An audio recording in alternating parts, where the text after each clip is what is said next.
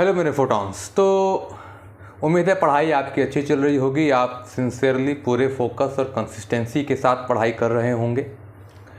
तो एक प्रॉब्लम एक बच्चे ने मुझे बताई कि सर क्या है कि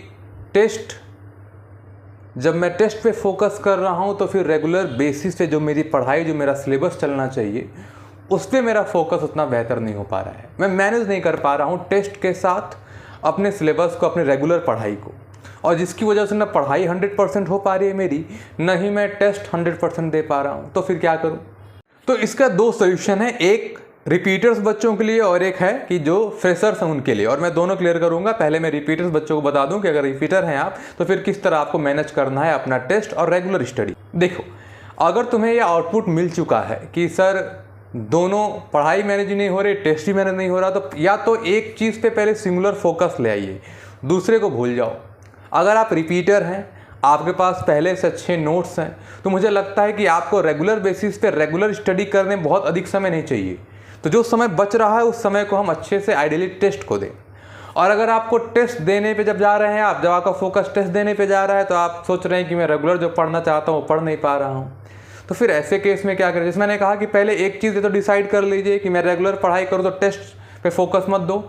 टेस्ट इट्स नॉट ओनली कि आपका नंबर के, देखो मैं हमेशा से कहता हूँ कि टेस्ट का मतलब सिर्फ ये नहीं है कि आप कितने मार्क्स पाए, कितने रैंक्स पाए।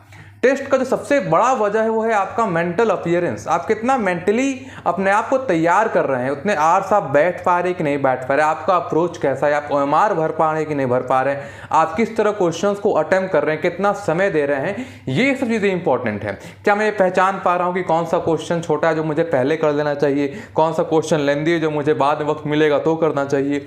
ये सब चीज़ें पहचानने के लिए टेस्ट हो रहा है।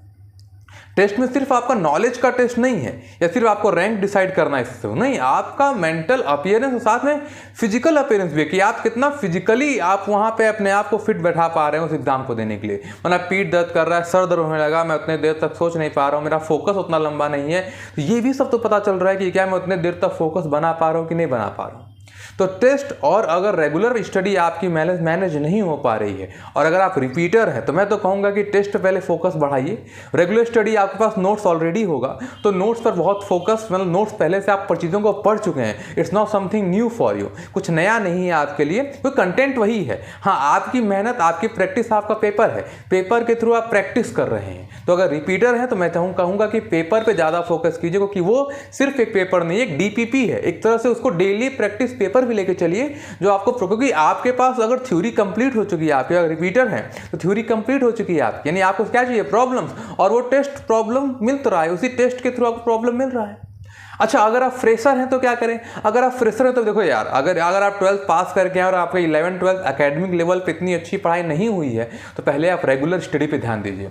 टेस्ट आप सोचिए कि एक ही टेस्ट है, दैट इज नीट या फिर IIT-JEE जो आपको देना है, लेकिन रेगुलर बेसिस की स्टडी। अगर आप फ्रेशर हैं और 11-12 का आपका एकेडमिक बहुत अच्छा नहीं रहा है, तो रेगुलर जो पढ़ाई आपको करनी है उस पर ज़्यादा फोकस दीजिए। टेस्ट पे उतना फोकस नहीं, टेस्ट पे हाँ मेंटल अपीयरेंस का फोकस, टेस्ट छोड़ मत दीजिए, क्योंकि टेस्ट का पेपर एक तरह का क्वेश्चन बैंक भी तो है आपके लिए, बिकॉज सेट ऑफ क्वेश्चन भी तो वहाँ से मिल रहा है और वो भी लगाने का मौका मिलेगा। ठीक है ना? तो रिपीटर बच्चों को क्या करना है और फ्रेशर बच्चों को क्या करना है, ये मैंने आपको क्लियर कर दिया। और भी कोई भी डाउट मैं चाहता हूँ कि आप कमेंट बॉक्स में मुझे बताएं कि सर मुझे ये दिक्कत हो रही है, और मैं जैसे मैंने कहा कि हो सकती है आपकी दिक्कत, कई लोगों की दिक्कत हो, तो कई लोगों को मैं सॉल्यूशन दे सकता हूं। ठीक है ना? और अगर कांटेक्ट नंबर तो आप वहां भी मुझे मैसेज कर सकते हैं। ठीक है?